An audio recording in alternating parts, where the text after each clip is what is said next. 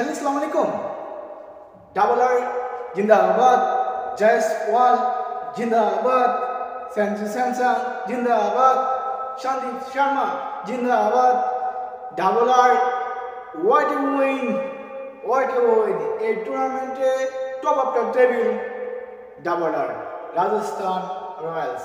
ওদের ম্যাচ দেখলেই মনে হয় ওরা আজকে জয়লাভ করবে।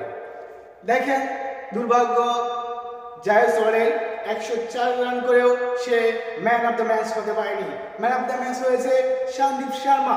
সে 4 ওভার বল করে 18 রান দিয়ে পাঁচটি উইকেট নিয়েছে। সুতরাং সেই হয়েছে গতকালের ম্যান অফ দ্য ম্যাচ।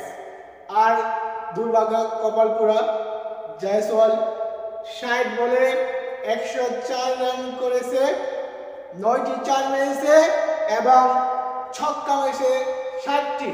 তারপর সে ম্যান অফ দ্য ম্যাচ হতে পারেনি। সঞ্জু স্যামসং করেছে 38 রান, বাটলার 35 রান 25 বলে। আর আমাদের সেই হিরো, ম্যাচের হিরো, কিন্তু দুর্ভাগ্য সে ম্যান অফ দ্য ম্যাচ হতে পারেনি। কিন্তু ম্যাচের হিরো আমি যাকে বলবো তিনি হলেন Jaiswal.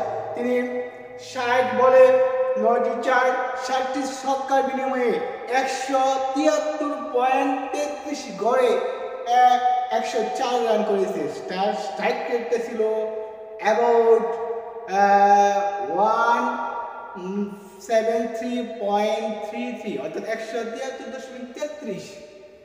Wow wow, what finish যাকে বলা হয়। 9 উইকেটে জয়লাভ করেছে ডাবল আর, যেখানে 9 উইকেট হারিয়ে রান করেছে এমআই মাত্র 179। আর সেখানে 9 উইকেটে জয়লাভ করেছে ডাবল আর। দেখেন তফাৎ কোথায়, huge difference between two team.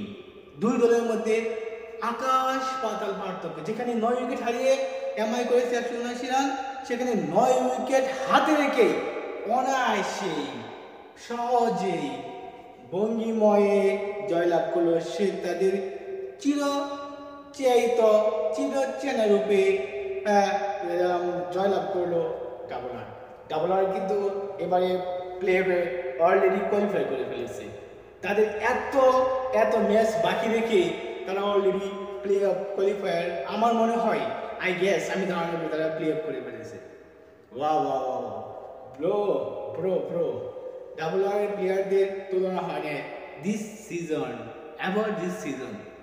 Thank you. Next ম্যাচগুলো তোমাদের শুভকামনা রইল। ডাবল আর জিন্দাবাদ।